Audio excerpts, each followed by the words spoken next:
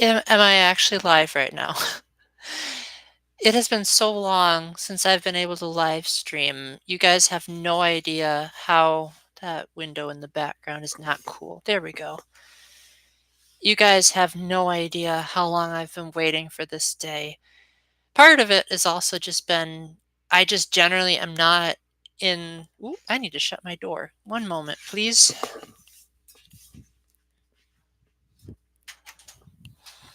All right, there we go. Okay, so yeah, I'm generally just not the type of person that is consistently thinking about live streaming. Like, I kind of just do it whenever the house is empty, whenever I feel like it. I think I have a big enough audience that really likes my streams. And I don't try to bring up the gender divide a whole lot, but one thing that I do think is kind of hilarious is that the last time I checked my analytics, they said that most of my audience is predominantly male, probably because I have a gaming channel, and even girls who have gaming channels typically can't attract girls to their streams. But my analytics say that more girls like my live streams than my gaming reviews. So I think that's kind of hilarious how that just happened to work out. But for those of you that don't know me, because YouTube doesn't show me who's here, my name's Paul.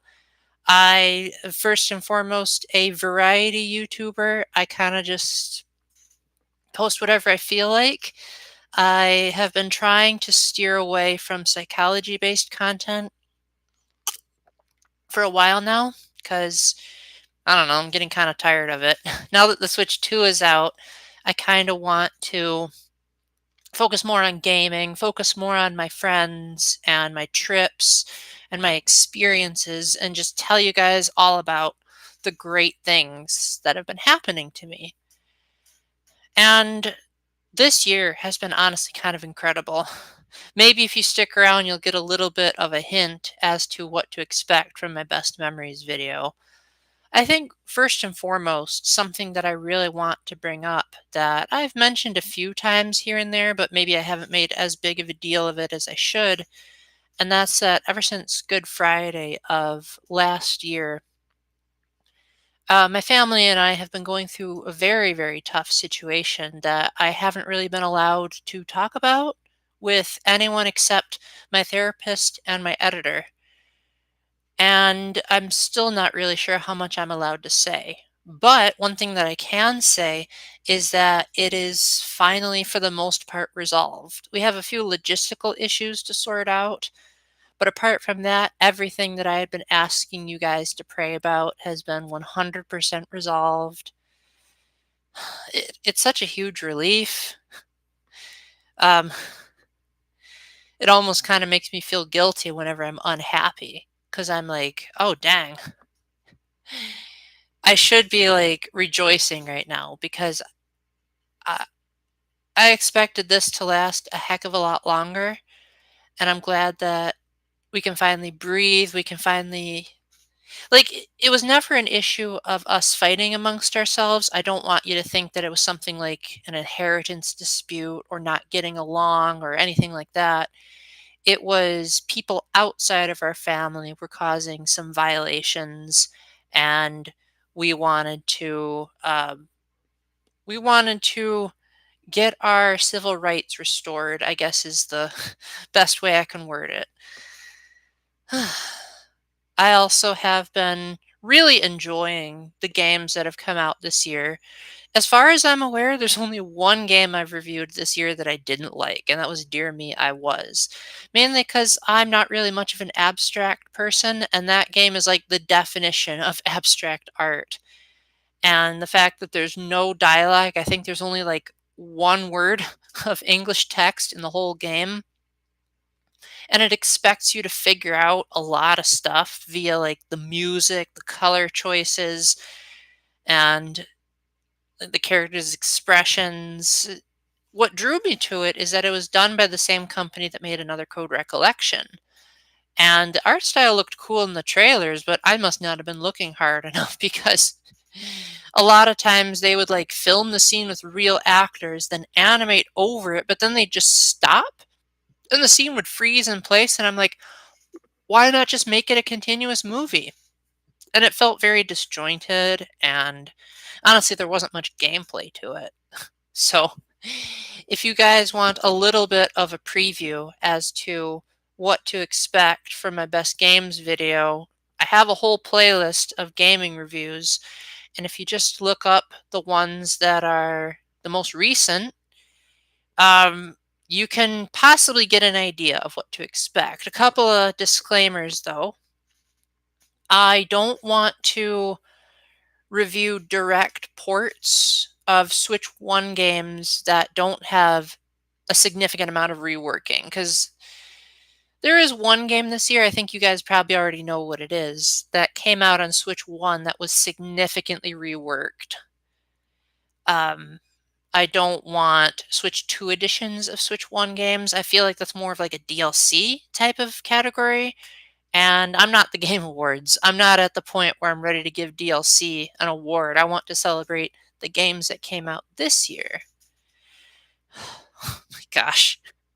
YouTube keeps going all over the place with how many people are actually here. So maybe I'm going to talk to myself the whole time, but makes me wonder if most of the people here are like, ooh, it's a Paul live stream. And then they see the warning, the stream is not politically correct part, and are like, yoinks, I'm out of here. Hey, you know what? It's all about making sure that I have fair and intelligent discourse. Like a lot of people, they tend to just get offended on the spot. And I'm the type of person that wants people to have a have a chance to not get offended. So that way, that's why I put the warning on the screen, is so that I can say, okay, if you're the type of person where if I say my favorite color is blue, that's going to offend you, so be it. I'm pretty sure there's no one out there that's that extreme. But then again, I've heard horror stories about Twitter where, like, if you say that you don't like a person's favorite game, they'll say that something's wrong with you, stuff like that. And I figure that nowadays, statistically speaking, the thing that seems to irritate people the most would be anything that's progressive. Like people on one side are going to have their views, people on another side are going to have theirs. And I don't think either side is willing to budge. And so I figure I just want to be able to speak my mind and make sure that everyone around me is not going to be yelling and hollering. And so I appreciate not having to police my speech. That was such a long tangent. I'm sorry, you guys, but I did say that this was going to be cringe. You guys saw the title. If you thought this wasn't going to be a cringy live stream, you either can't read or you're giving me way too much credit, because I have no clue what I am doing on this thing. I remember there was a time where I almost quit live streaming.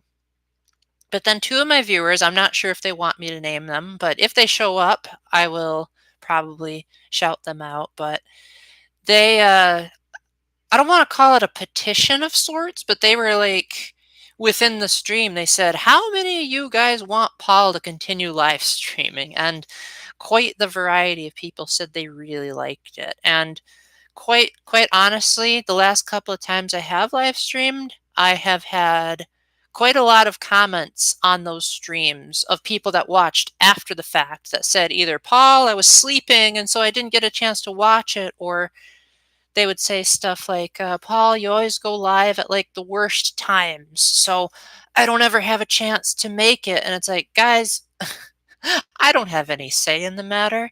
I have to wait until I have time to film where I'm not going to be bothering anyone, because the walls in this house are really thin. I have to make sure that I'm not super tired and I'm not super invested in a game I'm playing. There's a lot of factors that go into whether or not I can live stream. And even when there are factors that allow me to, sometimes I just forget. And I honestly feel like people who live stream a lot, like people who are streamers, especially if they're like on Twitch or something like that, they have a certain energy that I lack, where they just have this ability to be constantly talking to a live audience all the time. and I don't think I can do that. Can't say I know the reference to that, Jevel, but welcome in. You are officially, yeah, good to know that YouTube did it for me. You are officially the first commenter here.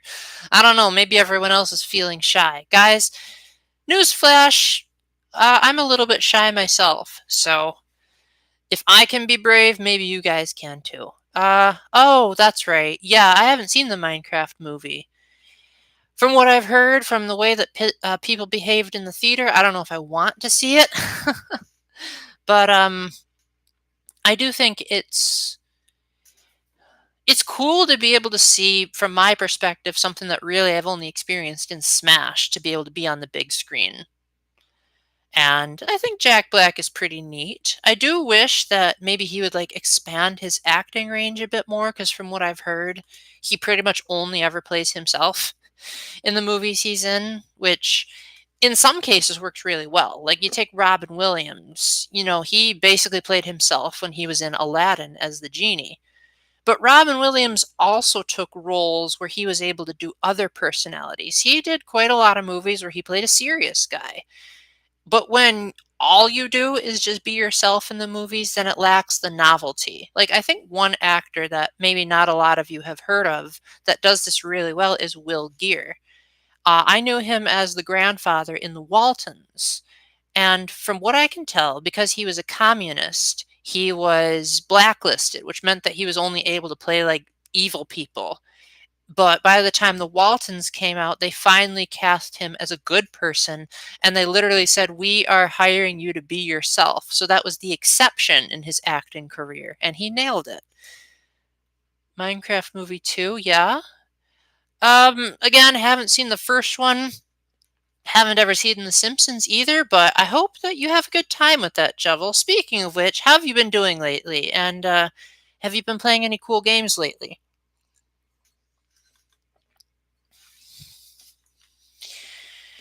Speaking of movies that I have seen, though, I'm pretty excited about the Mario Galaxy movie. I love the Galaxy games. I love Galaxy 2 a lot more than I love Galaxy 1, but they are both masterpieces. I've never played Roblox either. Dang. You're pulling out the real unfamiliar stuff today. Um, would you care to tell me what Roblox even is? Or Roblox, whatever you call it?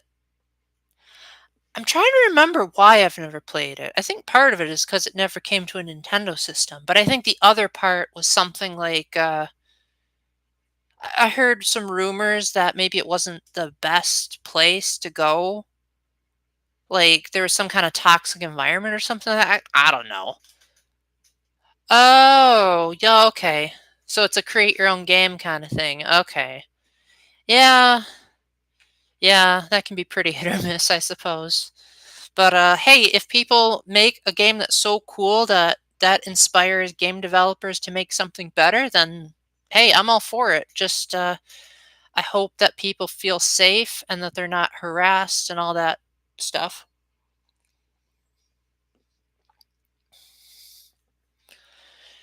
By the way, guys, I accidentally bit the inside of my mouth a couple of days ago, so if you're wondering why I keep making weird movements when I drink water, it's because I'm trying to apply the coldness of the water onto the sore spot. So hopefully that helps it not feel like it's as burning. I feel like I've been yapping too much, so I will pose a question for all of you guys just in case you're having trouble jumping in, and that's what is your best memory this year? I would love to know, like, anything. It doesn't have to be games or movies. It could be, guess what? I got a new job. Guess what? I got a new car. It could be anything. Just, I want to know what other people's 2025 is looking like. And I want to spread some more positivity because I know that negativity baiting is the cool thing right now. And don't get me wrong, I'll do my fair share of complaining in my own videos. But I'm an optimist, so I like to look on the plus side of everything. Oh, I have no idea, Jovel. I'm not good at predicting casting because I don't watch too many movies to begin with. So I don't even know, like, most of the actors that would even be capable of playing Rosalina. If I had to pick like my personal recommendation, I would probably say someone like Jen Taylor or the actual voice actress Laura Faye Smith. I think they both look the part and could probably sound it as well.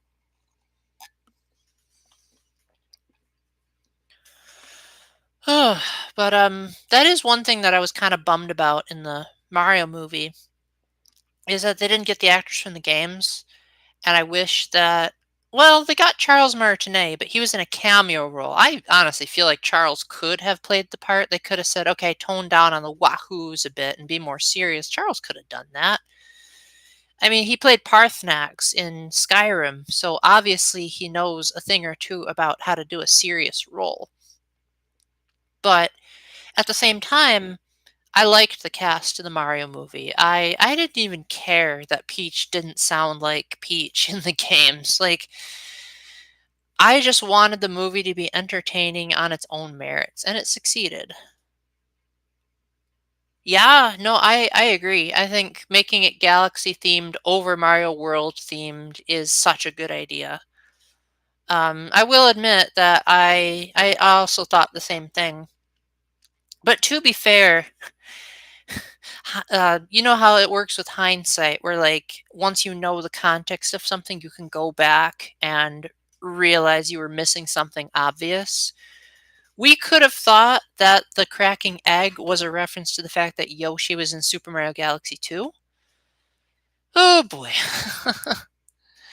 And the fact that Peach, when she was talking about her backstory, she kept saying things like, there's a huge universe out there with a whole lot of galaxies. Like that could have easily also been a teaser. Oh man. Oh, that would be interesting if we got a Sunshine teaser. Although I don't know how well that would be received because Super Mario Sunshine was one of the most rushed games Nintendo has ever made that isn't a Pokemon game. So it'll be interesting to see if it has some kind of revival in the near future because I think Sunshine's reputation was already hit or miss, depending on who you asked. And then when 3D All Stars came out, I feel like its reputation was even worse because people expected there to be some kind of fix. And if anything, it was mainly just upscaling, which was really unfortunate. I would like to have Donkey Kong and Diddy Kong in it. That would be really cool. They might not have just mentioned it because maybe it's going to be a surprise. Maybe if we see Donkey Kong in the movie, that'll inspire whoever makes the next Donkey Kong game to have Donkey Kong Galaxy. Like, I would love to see a monkey take on the Galaxy idea. Speaking of Donkey Kong games, I actually reviewed two Donkey Kong games this year, and those were Donkey Kong Country Returns HD and Donkey Kong Bonanza. You know that the Kong has made a comeback when he has two very good games in the same year. I think that's very, very impressive. To be honest, I haven't always been the biggest Donkey Kong fan. Like, I liked Returns, Tropical Freeze, Jungle Beat, and Donkey Kong 64. I remember liking it at first, but then every time I replayed it, I disliked it more and more. But the big three that I can say I always liked were Returns, Tropical Freeze, and Jungle Beat. So I would love it if Jungle Beat came to Switch Online because I still have the original bongo controllers that came with the bundle, and it would be great if Nintendo announced that they were compatible. There was also a Wii version of Jungle Beat that I never played. That I would love it if that saw the light of day, or any version of Jungle Beat would be great. Uh, I guess that would be interesting to see Bowser Jr. Because it seemed like Bowser just relied on Kamek to do everything in the Mario movie, and he didn't hint at any kind of fatherliness. He seemed like he was kind of mean and violent to really be a father. So, that's definitely a big maybe for me. The being trapped in the jar bit, that was a reference to Super Mario 3D World because that's what happened to him at the end of that game. So I don't know if it was hinting at a greater conspiracy. I think it was just They wanted to put Bowser in a jar because that's what they did in 3D World and called it a day. But to be fair, a lot of the stuff they did in the Mario movie was let's just throw it in there because we can. Like when Mario and Luigi first burst through the brick wall, it was in the shape of Mario's face from the original Super Mario Brothers, which I thought that was kind of a cool touch. I liked how when they were in Brooklyn, there were a lot of references to like old Nintendo games. Like they had the Star Fox R-Wing and the F-Zero racers, and Mario's playing Kid Icarus. I don't even like most of the games they were referencing, but I just loved the fact that Nintendo was acknowledging their history. I know for a while it seemed like Nintendo was trying to ignore their retro games when the Virtual Console was first discontinued, but boy, am I glad to be proven wrong. Oh, I would love to see Lumily. I laughed at every single line she said, and I would love to see. How do I word this? So I believe that the inside joke for why the Lumily in the Mario movie was so pessimistic is because it's meant to be like making fun of the fact that Lumas are destined to transform into planets someday. And so that essentially means that they die and then they become like an inanimate object. And so I think that's why that Luma was so morbid, is it was making fun of that idea. But I'm a sucker for self-deprecating humor, and that Luma, just every single line was phenomenal. Oh, it would be nice to be able to play Sonic Adventure and Sonic Adventure 2, because I've never played Sonic Adventure 1, and I played a little bit of Adventure 2 Battle on the GameCube, but I never beat it. So honestly, I think that might be pretty cool. I've heard there's some good stuff on the Dreamcast. But something tells me that Nintendo's probably not going to put too many more systems on the Switch Online, just because I feel like if they did, they'd probably announce another pricing tier, because it seems like they're in the era where they just want to make everything pricier. And that, I think, is why they charge $100 for the Virtual Boy bottle, is they figure, what can we do to make Switch Online pricier without outright telling people that they're making it pricier. And so that's their way of getting around it, is they say, well, technically it's still part of the expansion pack. So you're not technically paying anything extra, but you need to pay something extra to get the accessory to play it. So there you go. Now we have unofficially $85 Switch Online expansion pack if you want the Virtual Boy. You knew it would happen eventually, and they did it. I mean, that's what we can hope, but you know that there's going to be a catch unless there's some serious remanaging of Nintendo's companies, because it just seems like they want to artificially inflate the price of everything. Like Super Mario Odyssey, Donkey Kong Bonanza getting DLC. I just feel like that is abysmal. Like, it seems like the kind of stuff that should have been in the main game. Like, I'm the type of person that if a game doesn't have DLC, that typically doesn't bother me, because I'm an old timer, and so I liked it when games were complete. And if a game feels like the DLC is just held back content, then that's where I take issue. Yes, I did hear about Doug Bowser retiring. And honestly, I don't think I'm going to miss him. Like, I know some people have said that he's not as much to blame as you would think for some of Nintendo's decisions, because he's part of Nintendo of America. But at the same time, you take someone like Reggie Fils-Aimé, the previous president, where it was thanks to him intervening with Nintendo of Japan that we got Wii Sports bundled in with the Wii. Not me. I unfortunately got a Wii that didn't have Wii Sports with it. But at the same time, I know that that was a very popular choice back then. And I think it got more people to want to play the Wii, because they were like, oh, cool, a casual sports game that I can show to anyone. And Reggie also was really charismatic, and I think like he was a driving force behind why Nintendo was so successful during his era. Whereas Doug Bowser, it seems like I can't think of a single thing he said in an interview that has actually helped Nintendo's case. Like, they asked him, why is Mario 35 a limited time deal? And he just said, well, because it's Mario's anniversary. That doesn't make a lick of sense. And they said, why is Mario Kart World $80? Oh, just watch the Direct. We did watch the Direct. I still don't understand why it's $80. Oh, yes, Danganronpa. Uh, there's actually a Switch 1 version of that. So that'll be good. Oh, whoops, sorry. No, let me delete that. There we go. Sorry, I pressed the wrong button. I did not mean to hide you completely. I meant to hide the message. Try typing something else, Jevil, just to make sure.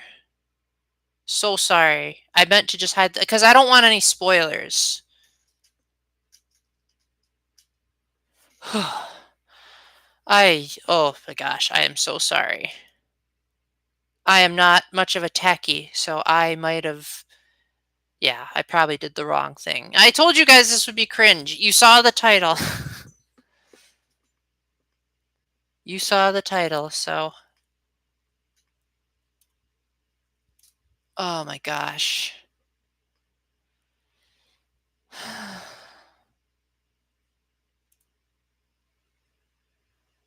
Let me try restoring one of your other messages for the time being. Oh, I don't know how to do that. Oh, there we go. There we go. You're finally back. Let's hide this message. Okay, there we go.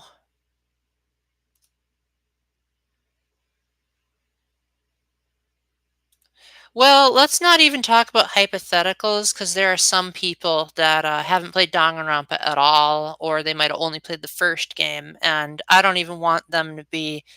Because sometimes speculation in and of itself can be a spoiler. I know that that's hard to understand, so let me put it this way. If you were to say something like, oh, I hope that if Mario Galaxy 2 is ever remade, I hope that they will have a good story. So then you automatically know that there is no story. I know that that's probably not the best example, but it's the first thing that came into my head. But like, how do I word this? Let me think of a better example.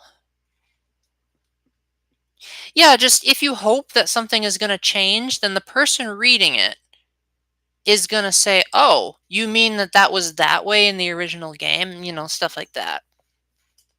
So, all good. Just let's talk about the game in broad terms. Something like, I hope that the graphics are better. I hope the music is better. You know, stuff like that.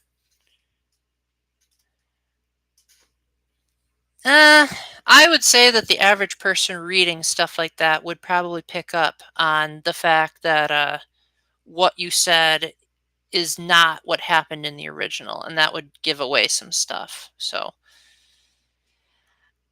yeah.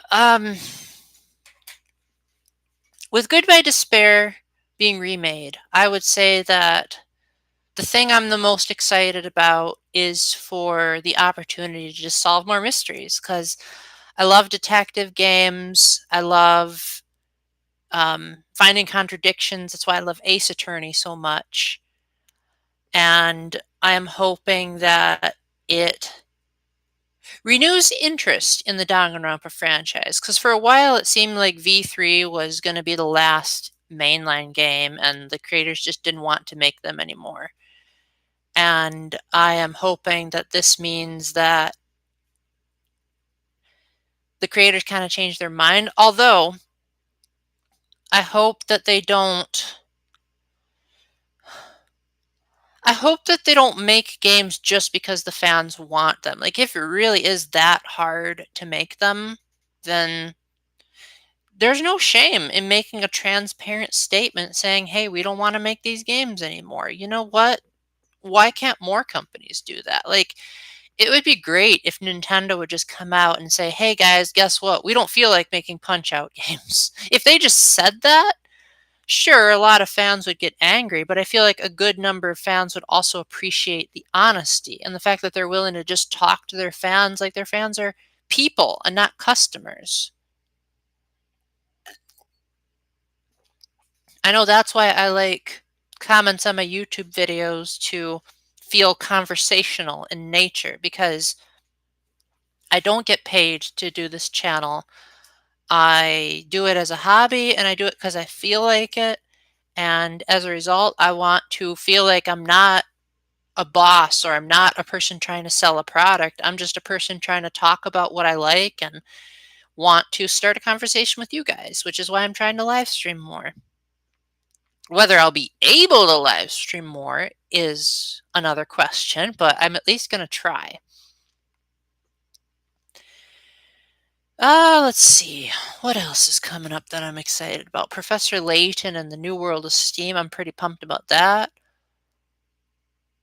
Persona 3 Reload, I played the demo. Super excited about that because the demo was amazing. It was so long, too. Like, the demo took me about 5 hours to beat, and that was me not knowing what I was doing. So imagine how much longer it's going to take me to beat the rest of the game. Then Hyrule Warriors, I'm super pumped about because there hasn't been a Warriors game that's come out to date that I haven't loved, except the old 3DS version of Hyrule Warriors Legends. That was abysmal. And I'm excited to see if maybe they like either fix the story of Tears of the Kingdom or make it so that like the past events felt better than how they were portrayed in Tears of the Kingdom. No, I don't blame you, Jevil. Professor Layton is a hard series to get into. Like, even me, like, I still haven't even played all the Layton games, and I didn't even beat any of them until Professor Layton versus Phoenix Wright came out. But it was after I played that game that I said, ooh, maybe I should start giving this professor's games more of a try. And then I found that they were significantly harder than how Professor Layton versus Phoenix Wright did things. And I said, maybe I'll just be selective about which ones I play.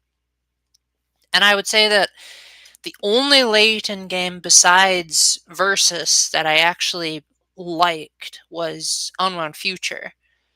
The other ones were either too hard or they had really cringy story moments or there's something about them that was just off. Layton's Mystery Journey was all right, but only if you played it on the Switch. The original 3DS version was abysmal. Either that or I just didn't understand the instructions. But I heard somewhere that they redesigned and rewrote the instructions so that the game made more sense.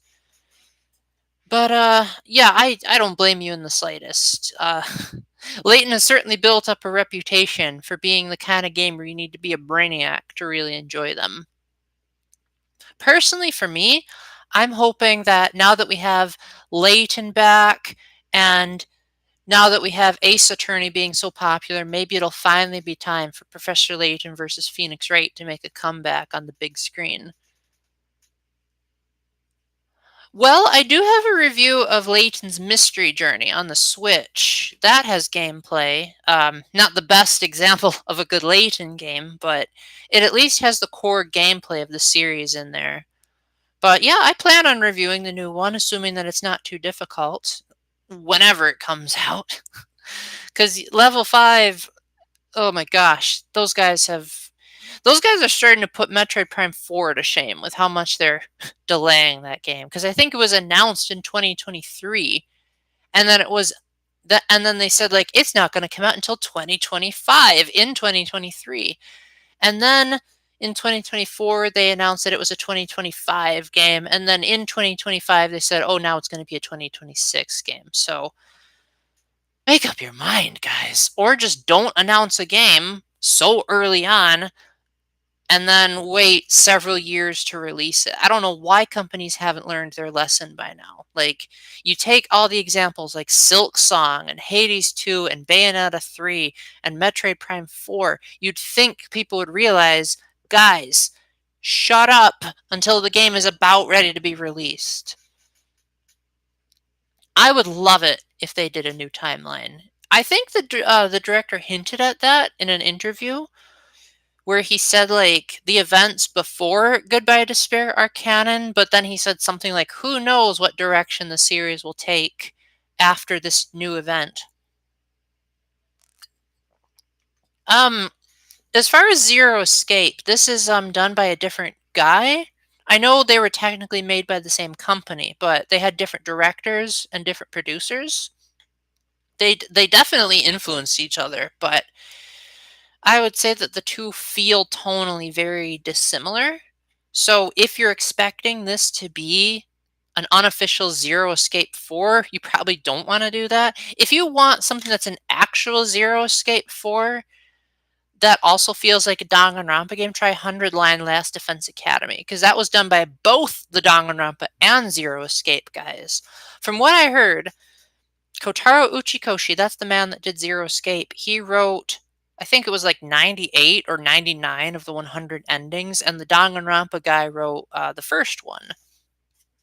And as a result, it feels like the culmination of both of those series while also having in some elements from Persona and Fire Emblem that I really love. I do hope I'm not scaring away too many people. You know what? I wouldn't be surprised. I'm the type of person that throughout most of my life, I have had a really hard time with making and keeping friends ever since I got kicked out of school. But then it would be years later that someone would tell me that I wasn't at fault. So I think that's just the unfortunate reality of people in general, is that typically when a perpetrator is mad at you, they're not going to be in the moment clarifying that they're hurting you. They're going to be thinking only about themselves in that moment. And I feel very blessed this year that quite a lot of my friends have come up to me and either apologized or spoken on my behalf about things that have happened. And I am very grateful that there has been some clarification and reconciliation. Spike Chunsoft did Sparking Zero? That's cool. I don't know if I'll play it because I don't know anything about Dragon Ball, but that is very, very neat. I just realized that I have a Facebook friend that probably would have been happy to see that I'm live, so I will let her know just in case she feels like tagging along. I doubt it, but you never know. Except that Facebook is being super slow right now, so I don't know if I'll even get a chance to message her.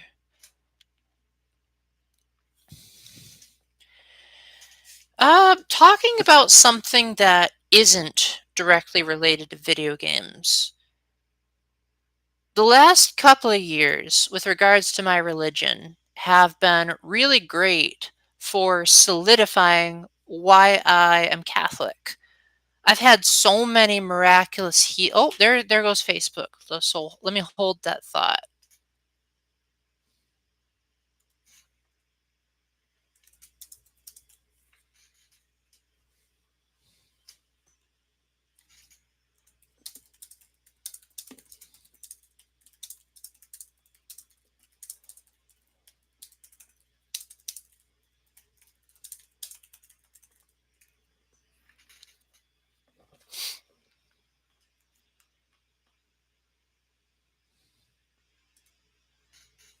Okay, there we go. Let's see.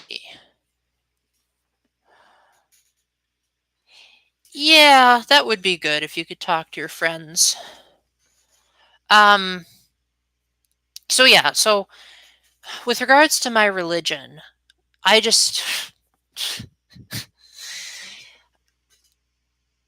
I've had so many amazing experiences happen to me over the past several years that I don't think could be explained by science.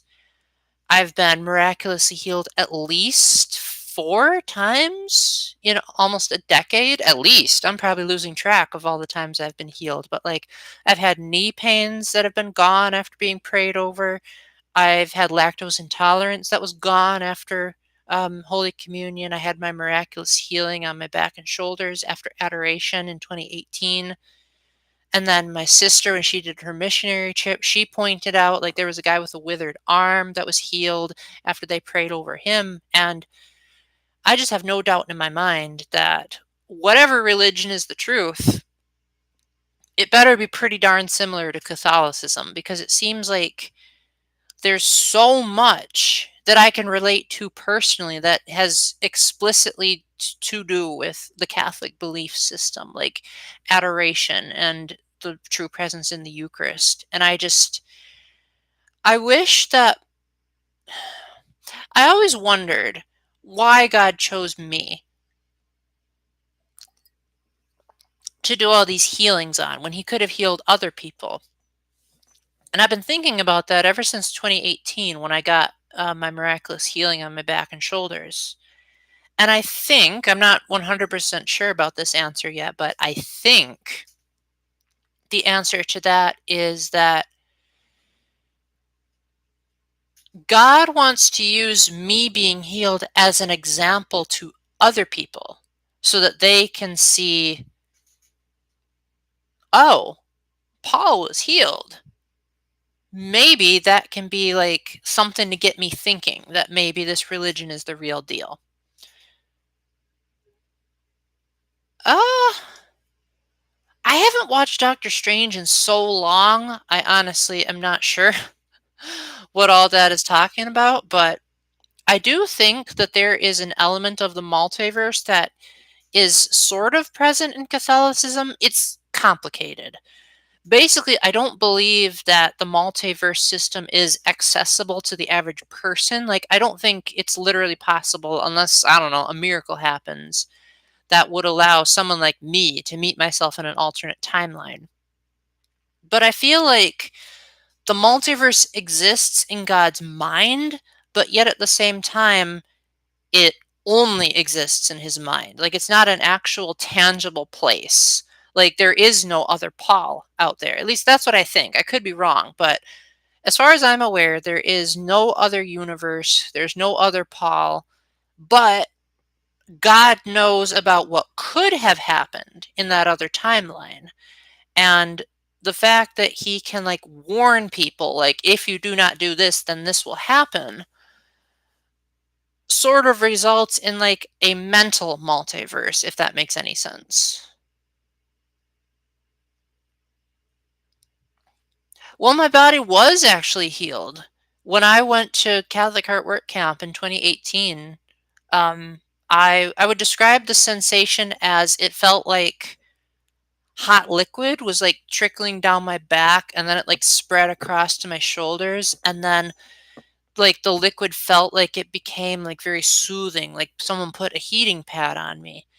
And then the next thing I knew, I could raise my arm all the way up.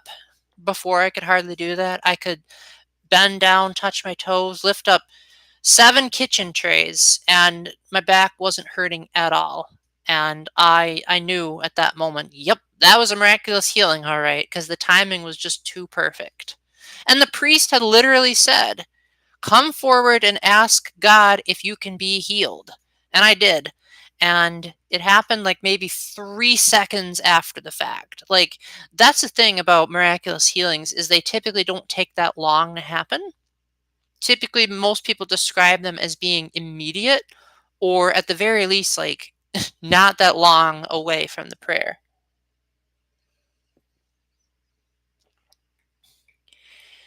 Well, put it this way.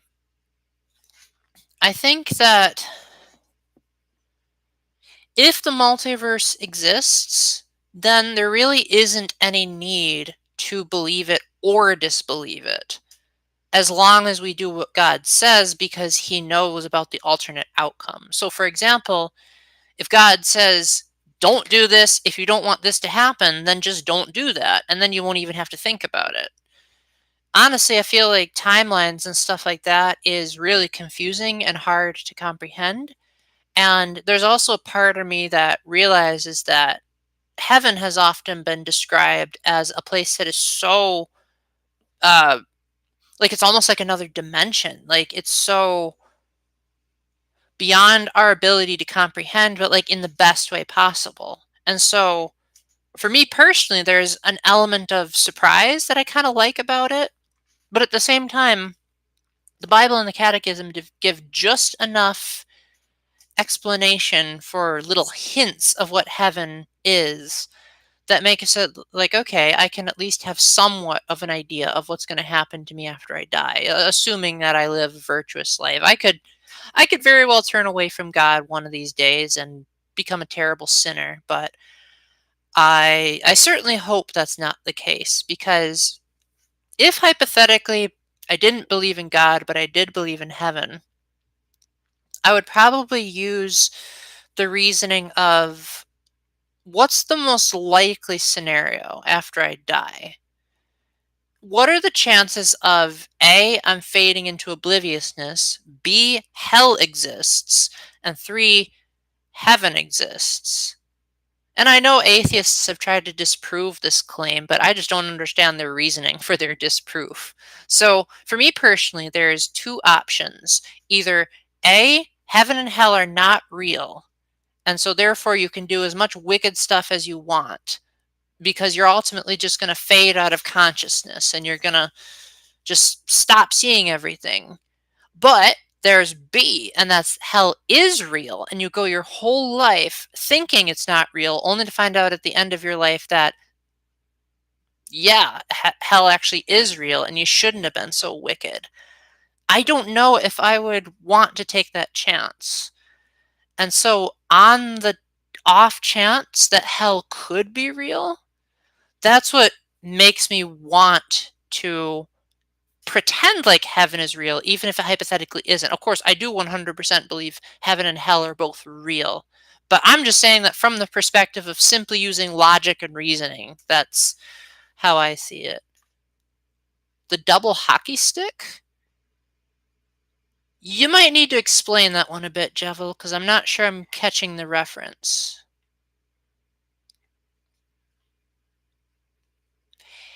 Yeah, I'm not really sure about any of that other stuff because I haven't done a whole lot of research on like interplanetary travel and all that, so I can't really confirm or deny it. But I will say that I have heard a lot of near-death experiences, and people that have been able to go to heaven and come back have often reported it as saying like their senses were doubled.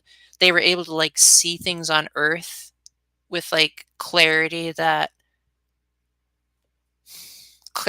like even someone with perfect vision wouldn't be able to describe. And they say that when they were in heaven and like they came back to life, they felt like real life was the dream and heaven was the reality. Because a lot of people, I think, assume that like when these people went to heaven, they were hallucinating, but they say, no, now that I'm back alive, it feels like I'm hallucinating. Oh, I see. Gotcha. No, you can say hell. That's totally fine. But people that have described going to hell and back have described it as such hopelessness that one person even said that he forgot that he was only like experiencing like a vision of sorts, that he was like meant to report his experience. Like in the moment he felt completely hopeless and like there was no escape, and then when he got out he was like, oh, thank goodness I wasn't a permanent resident.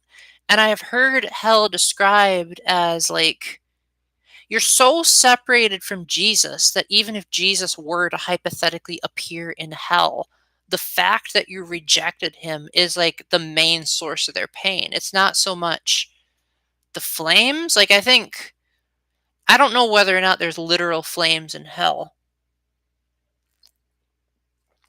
but the fact that once you're in hell, you know what the truth is and you deliberately choose to reject it. I think that in and of itself is what causes so much pain. It's up to you, Jevil. I would just generally say if something is profane, don't say it, but hell is a place. But if you use it in like a slur, then I'd say like, yeah, probably don't say that. But from what I've heard about hell, from like people that have had near death experiences, or maybe like someone was permitted to like I heard a story about a girl that was in hell, that her friend had prayed that she would receive some kind of confirmation as to where her friend ended up, and then that friend said, "Yes, I ended up in hell, and here's my experience of it." And a lot of it was very much that girl's fault. St- st- st- I am not sure what your name is. I'll just call you Pate for now. Welcome in. I am talking about my religion. I am talking about experiences of stay Pate. Very good. Welcome in. Glad you could make it. Did you mean what is this live stream about or what am I about? Cuz what is this live stream about? It's me blabbing about whatever the first thing comes to my mind is, unless if you guys pose a better question. Like I said, you saw the title of the live stream. You know that this is utterly unhinged and out of control. So if you're expecting this to be the smooth talking, super amazing guy that I come across in my reviews, not going to happen.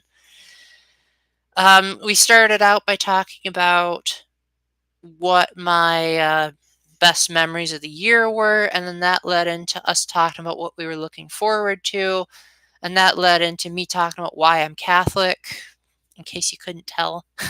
And that led into me talking about like experiences people have had where they've had near death experiences, both near death being in heaven and near death being in hell, and like how they've been able to like explain their stories to people. Did that answer your question? Because I thought you meant what is this current discussion about?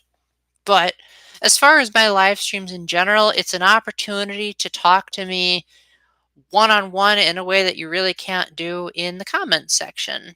So stay paid. I don't think I've ever seen you in the comments, and if I have, ooh, that video gets so many comments I've lost track of who's all there. But I gen what was I gonna say? I have this condition where like sometimes I'm like partway through a sentence and then I forget what I was saying. Stay paid. What are some kind of things that you're interested in? Like what movies, video games, books, what kind of stuff do you like? I have watched the Thor movies. Let's see. I believe I've watched all of them. I walked out of Love and Thunder though. That one was abysmal. The MK video. What's MK? Ooh, I love Undertale and Deltarune.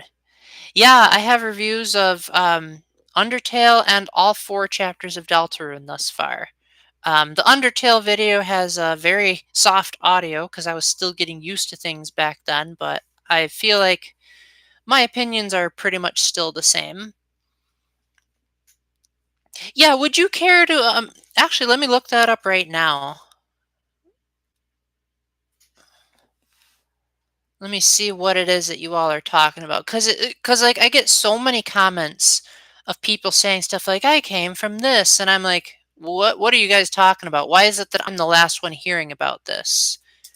There we go.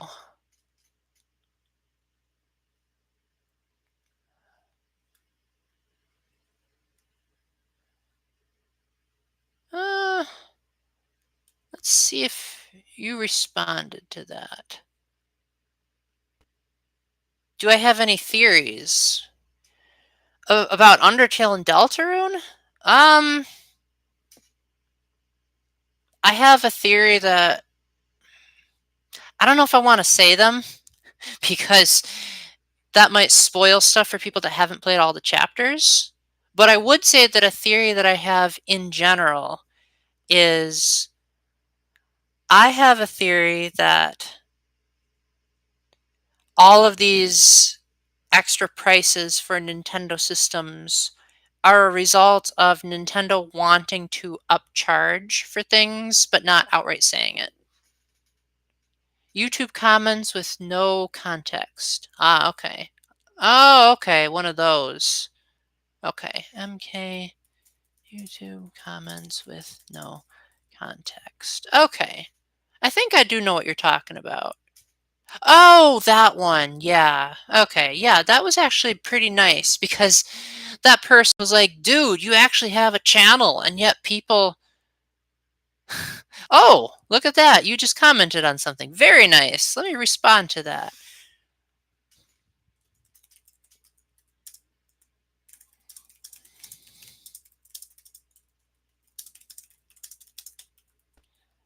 Yeah, I'm literally going to respond to your comment right now, Stay Pate.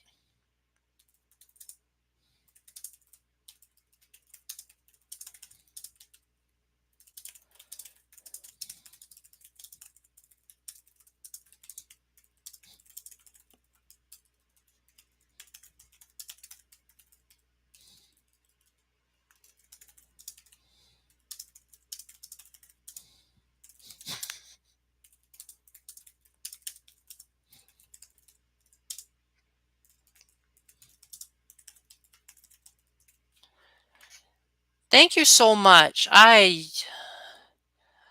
wanted to be the very first person in the world to make that connection between Deltarune and Putt Putt. No worries, Jevil. I am not going to say anything about them. Just that I think there's a reference to Putt Putt Joins the Parade in there. But if you haven't played Putt Putt Joins the Parade, then you probably don't know what I'm talking about. Yeah, I do find that ironic, Stay Paid.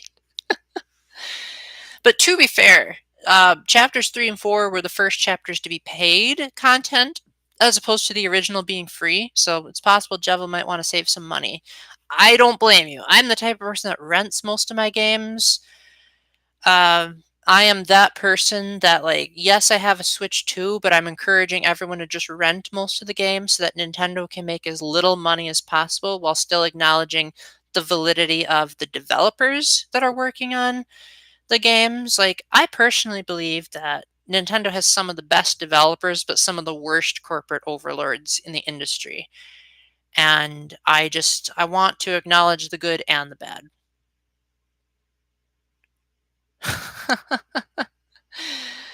Yeah, I guess $25. $25 might seem very steep when so far there's only 2 chapters out of the 5 that are promised with it. But for me personally, the fact that I can get both versions for the price of one, the fact that there's still 3 more chapters to go, and the fact that there's a lot of good there's a lot of good symbolism in chapter 4 that I won't say for Jevil's sake, but it does get me thinking about some Catholic messages. And that's what I loved about Undertale in the first place, is it got me to rethink like stuff like the Act of Contrition. Uh Card for X, you mean like gift card for Xbox? Heck, whatever you end up getting, I hope you enjoy it. I think you're right. I haven't been paying too much attention to the Paul World lawsuit, just because I haven't played that game, and I have. Jevel can attest to this. I have historically not been charitable towards Pokemon in the slightest. But I do think that making these patents mid lawsuit is just petty. Like I said, Nintendo, the corporation, is absolute scum, and I've been saying that. Let's see, how long have I been saying that? I think since 2020 was when I started. Because at first I thought it was just because the pandemic happened that it was causing what I called COVID laziness, where I felt like people were saying, like, oh, because it's a pandemic, we can't work as hard because we're fear mongering. But then I started to realize that there were other companies that were doing so much better when their games came out in 2020 that I was like, I wonder if this is a Nintendo problem. And then I started thinking that COVID really wasn't even an excuse for some of those problems. Like, why was Fire Emblem Shadow Dragon, the remaster on Switch, why was that a limited time release? I don't think, as far as I'm aware, I don't think that was an anniversary. But then, why was 3D All Stars a limited release? Was it to artificially inflate the sales by making people scared that they'd never play it again, only to realize, psych, we're just going to re-release Galaxy 5 years later. It got me thinking about maybe Nintendo aren't as good as I used to think that they are, and that's why I changed my name. So now I'm the Catholic Gaming Nerd, because I just didn't want people to think that I was um, trying to sucker up to Nintendo or whatever the word is. Uh, Thousand Year Door Remastered, I personally would prefer that over Deltarune, but then again, Deltarune also isn't finished, so maybe it'll end up being better. Oh, heck yeah, Jevil. I 100% agree. Sword and Shield was the breaking point for me. Like, get this, I already made a review of Let's Go Pikachu before the Sword and Shield controversy happened, where I was saying a whole bunch of things that I was complaining about in the franchise, and they just ended up getting worse after that review. So I feel like I was kind of predicting history. Actually, Stay Pate, Toby Fox himself has stated that the whole game is going to be $25, and in his own words, you can fact check me if you think I'm wrong, but Toby himself has said you are going to feel like by the time this has been completed, $25 is going to be a really good deal, and then he added, let me prove it to you. So there you go. The creator is trying to undersell his own product, which I love it when creators do that. Like, I loved it when I saw the trailer for Undertale on the Switch, and Toby said, almost no new content, pretty much exactly the same as ever. Like, such genius marketing. Like, it knows what it's trying to be, and it's honest about it.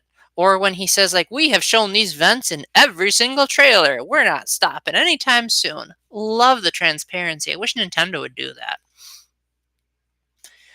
Oh, yes, you are absolutely right about that, Jovel. Beast of Reincarnation got me to rethink my thoughts on the Pokemon franchise. Not that the Pokemon franchise was ever good, but more so that I don't think it's 100% Game Freak's fault. I think the Pokemon Company, and possibly Nintendo as well, although I'm currently leaning more towards the Pokemon Company being at fault, because if you look at any other game that Nintendo publishes that isn't Pokemon, they have an extremely high level of polish. Like, even some of their worst games are like ridiculously polished. And I feel like that's one of the main reasons why they overcharge for most of their games, is that they're proud of the fact that they are quality polished projects, but then they forget that polish doesn't mean the product is good. Brooklyn 99. Ooh, is that the latest Pac-Man 99 ripoff?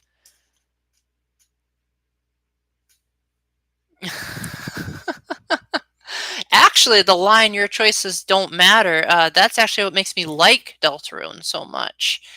Is it's such a nice way of poking fun of the games industry that tries to make everything be all about choices and multiple timelines. And Deltarune is just like, yeah, we're gonna like present the illusion of choice, which is what Stanley Parable tried to do as well, and I'm loving it. Absolutely incredible. And at this point, I think I'm at the point where I do believe I like Deltarune more than Undertale. And I'll say the non-spoilery stuff so that I don't ruin chapters 3 and 4, but I like how Deltarune has a run button. Undertale I thought was way too slow. I like the battle system a lot more. I think getting tension points by getting close enough to the bullets is cool. It seems like the cursor moves a little bit faster, but I might just be imagining things. The story is a lot better. Heck, I barely even remember Undertale's story. Um, I think the camaraderie between the main characters is really nice. Like, Undertale, for the most part, is a solo journey. Like, you're by yourself the whole time, and it's just not as much fun as seeing three best friends, like, constantly talking and having disagreements. And I would say Undertale has more emotion when it comes to like how the gameplay affects the story, but as far as Deltarune's overall message, I would say that the ending of chapter 4 Not going to say anything for Jevil's sake, but that ending of Chapter 4 made me feel stuff that I did not feel in Undertale. But as far as like Undertale's whole morality system, yes, I would say that that's probably has more of like an emotional impact. But Deltarune Chapter 4 got me excited about the future in a way that I've never been for a demo. Brooklyn 99 is no, I knew that. I was just messing with you, Stay Pate. It just seems like Nintendo overuses the term 99 a lot. Like they had Pac-Man 99 and Tetris 99 and Mario 35 to a certain degree.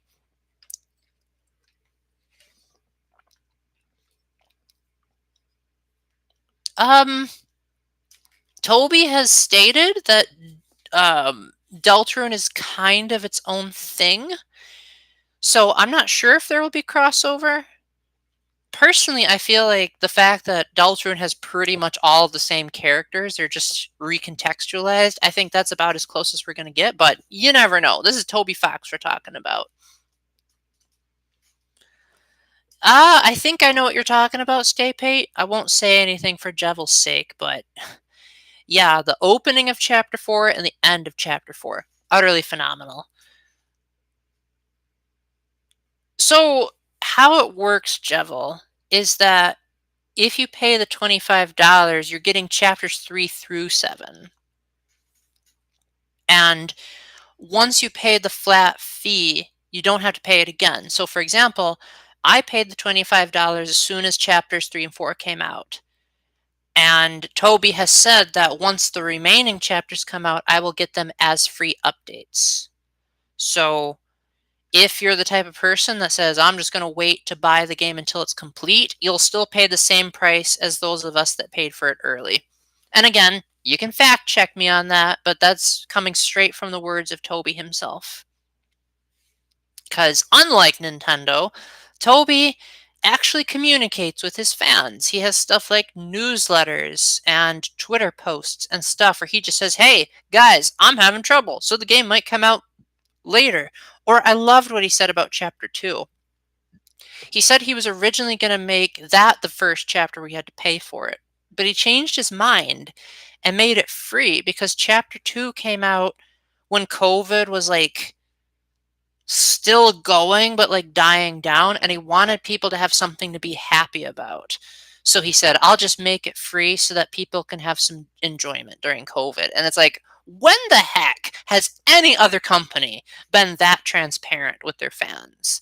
Like, I wish Hollow Knight Silk Song had been given that treatment. I still haven't played Silk Song. I probably never will, because I've heard that that game is ridiculously tough, and I found Hollow Knight to be too tough. So I certainly won't be trying the sequel that's notorious for being tougher. But at the same time, I respect Silk Song as a game because it's $25. So it's basically saying, all of you industry AAA studios, you guys are miserable freaks that want to overcharge for everything.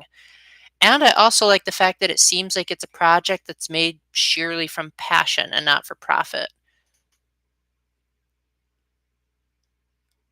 Uh, I'm not sure I'm getting your logic there, Jevil, but I will say that chapters 1 and 2 are still free, except I think now they're classified as a demo if you go in the eShop. But even if you don't get the demo, you'll still get them regardless. So either way, you get 1 and 2 for free, and then chapters 3 through 7 for $25. 112%. Dang. That is that sounds miserable, but I hope you enjoyed yourself. Let's see. Games I've 100%ed Banjo-Kazooie.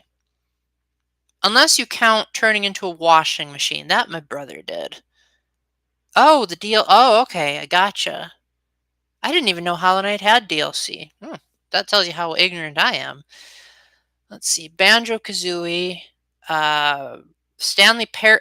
Almost Stanley Parable. I'm only missing one ending. It's the baby game ending.